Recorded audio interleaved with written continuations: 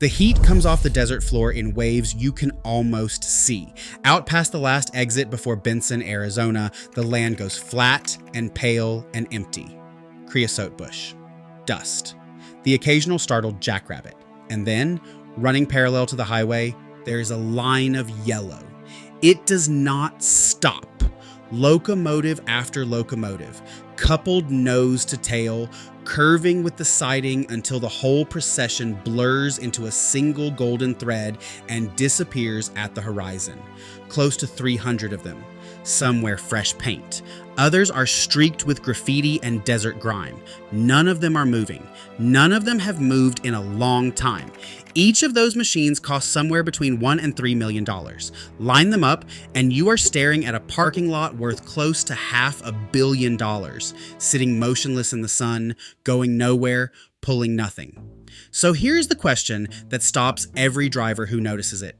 Why would one of the largest freight railroads on the continent leave a fortune like that to bake in the dirt?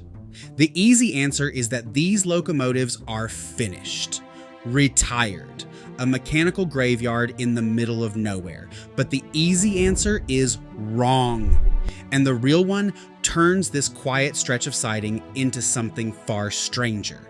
A place you can read, like a gauge, if you know what the needle is pointing at. Start with what these machines are not. They are not scrap. Walk the line and you will find the cabs locked, the exhaust stacks capped, the paint on many of them barely faded.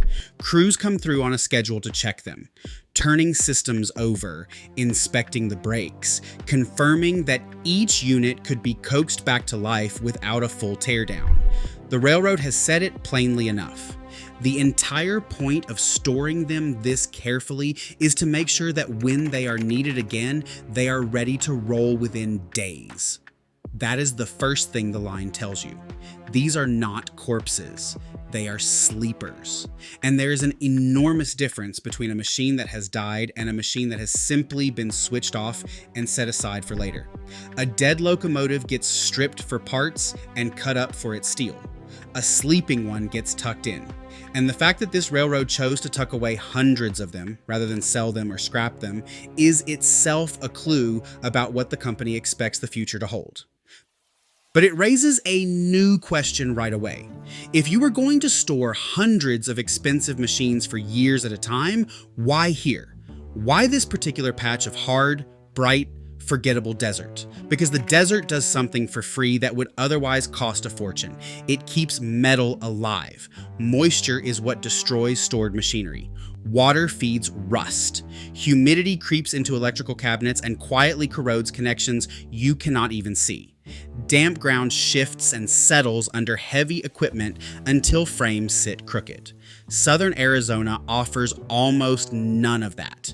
The humidity here often sits in the low double digits. Rainfall is measured in a handful of inches across an entire year.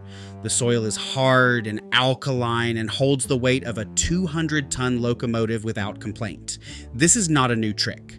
About an hour's drive from that siding sits one of the most famous storage yards on Earth, a sprawling military boneyard outside Tucson where thousands of retired aircraft, everything from fighter jets to heavy transports, sit in orderly rows across thousands of acres of open ground.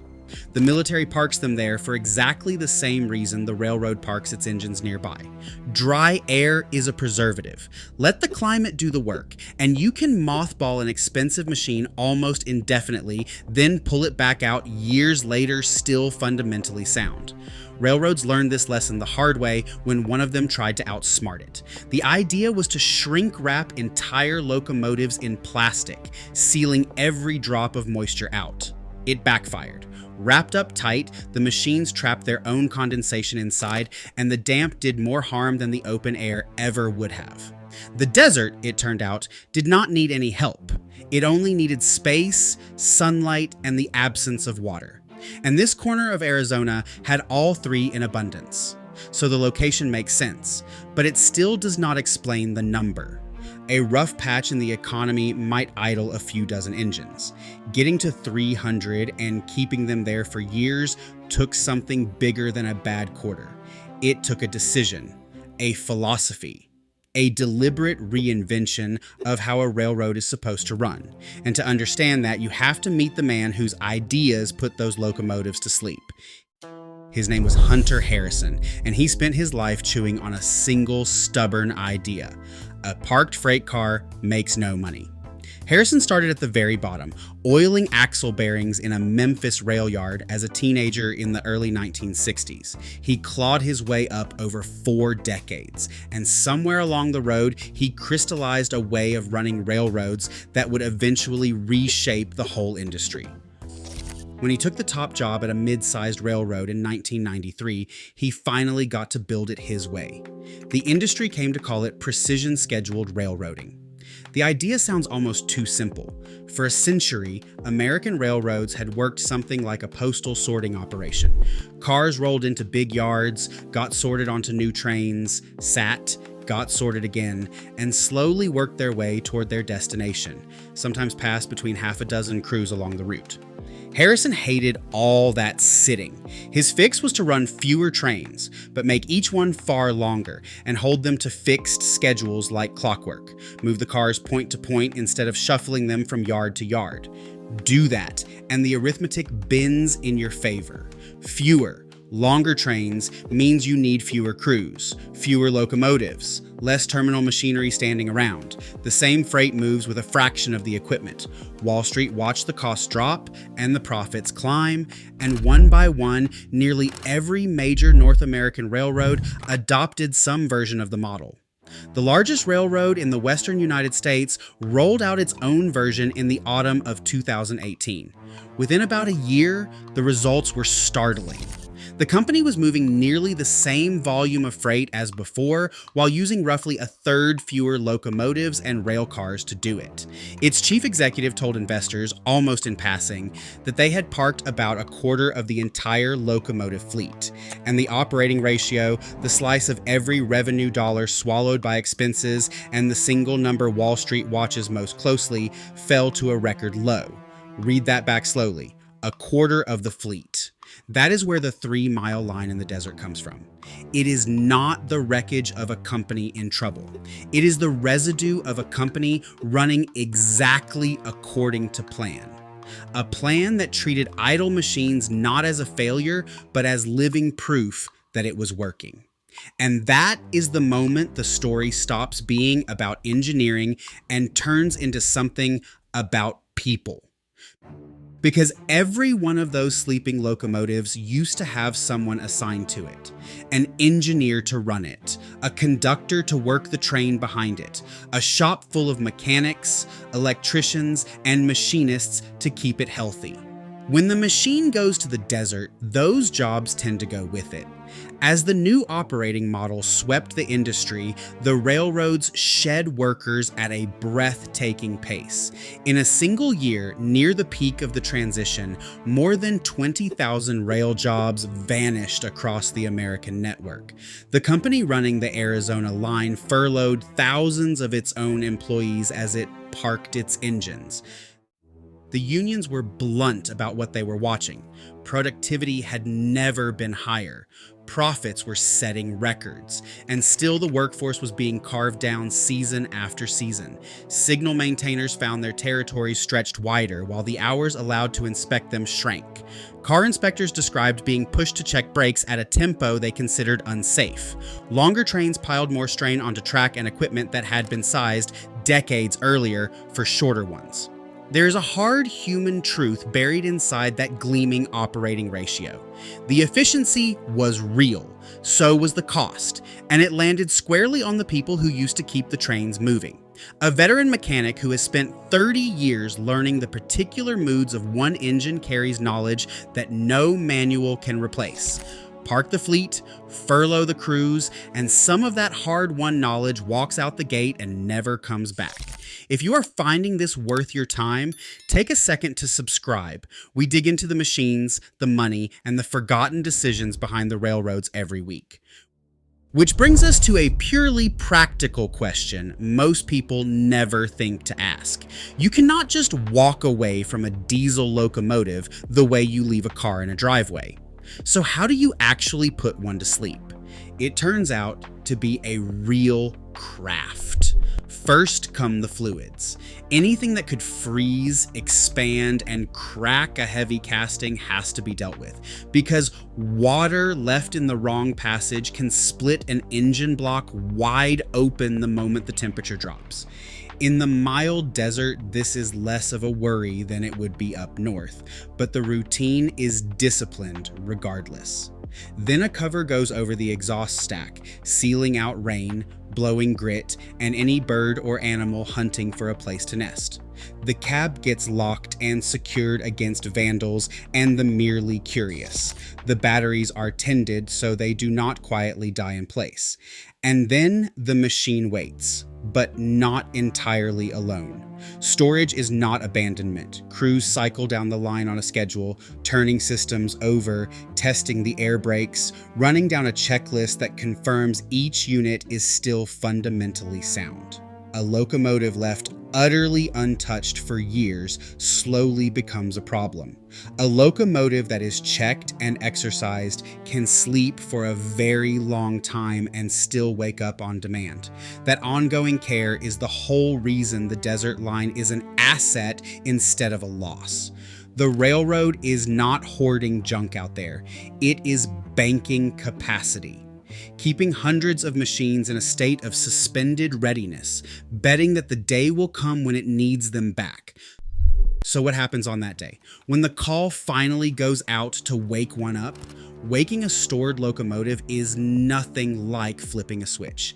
It needs inspection, fresh fluids, a full brake test, and a crew assigned to move it.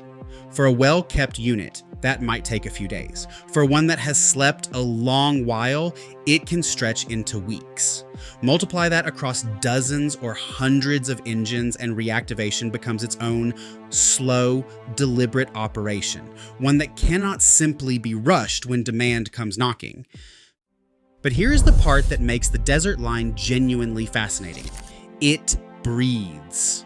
The line is not a fixed monument. It grows and shrinks with the health of the entire economy. When business slows, engines roll in and the line lengthens. When demand recovers, the railroad pulls units back out and the line contracts.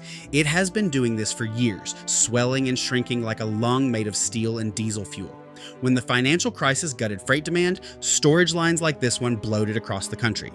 When a slump in energy and commodity prices struck a few years later, this same railroad had well over 1,000 of its engines idled at once, more than a sixth of everything it owned.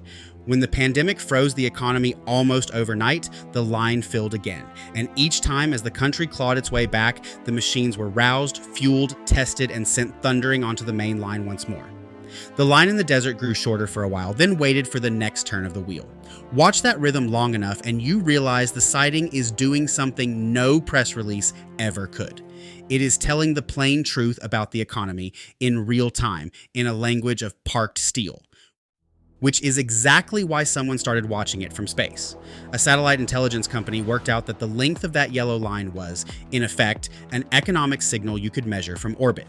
They used a technology called synthetic aperture radar, a kind of imaging that sees straight through clouds and darkness and reads the presence of metal on the ground. By tracking the desert siding over time, they could estimate how many locomotives were sitting idle without ever leaving a desk. More engines in storage meant freight demand was falling. Fewer meant it was recovering. The line became a barometer for the strength of American industry, readable weeks before the official government figures caught up. Sit with what that means for a moment. Traders and analysts, hunting for an early read on where the economy is heading, have literally counted locomotives in the Arizona desert from hundreds of miles overhead. When the railroad quietly told investors during the early days of the pandemic that it had stored more engines as freight dried up, the satellites had already seen it happen. A row of parked machines in the middle of nowhere had quietly become one of the more honest economic indicators in the country, precisely because it cannot lie. A company can massage a forecast. It cannot hide 300 locomotives from a radar satellite. And that is the thread that finally ties this whole strange scene together. Those engines in the desert are not relics, and they are not an accident. They are a physical record of a choice the entire industry made: to run leaner than it ever had, to wring more freight out of less equipment, to reward the shareholders who cheered the whole thing on. But the sleeping line stands for something the balance sheets are much quieter about. It is is the spare capacity a railroad used to keep on hand for the bad days, the extra engines that once absorbed a sudden surge in demand, a harvest that came in heavy, a storm that knocked out a corridor. When you optimize a system down to its lean, efficient bones, you save enormous amounts of money, right up until the moment the world asks for more than your bones can carry. That tension showed itself the hard way when supply chains seized up and demand came roaring back faster than the railroads could answer. Some of the engines from lines like this one were dragged out of storage to help. But waking a fleet takes time that a crisis does not grant. Efficiency and resilience pull against each other, always, and the desert line sits right on the fault between them. Half a parking lot, half an insurance policy. So the next time you find yourself on that highway, watch for the yellow thread running out across the flats. Notice whether the line looks long or short that day, because you are not just looking at old machines gathering dust. You are looking at a decision written in steel about how much of the future a company is willing to hold in reserve. The locomotives are not finished. They are waiting. They have waited through recessions and pandemics and the slow grinding churn of an industry older than anyone alive today. And every time the world decides they are done for good, the economy shifts, the call goes out, and a few hundred of them wake up and roll back into service as though they had only been dreaming. Sooner or later, the line will grow again. It always does. That, more than any timetable or quarterly report, is the real rhythm of the railroad. Patient, cyclical, and always quietly ready.